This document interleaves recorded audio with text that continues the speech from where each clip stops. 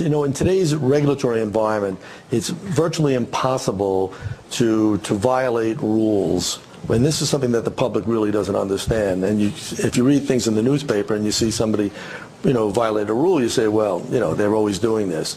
But it's impossible for you to for a violation to go undetected.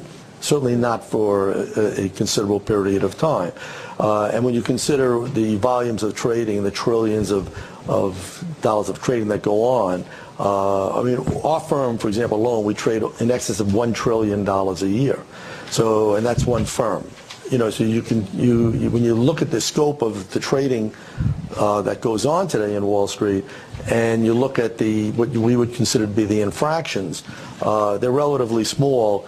You know, primarily because, you know, of all the regulation. And most firms do try to comply with that.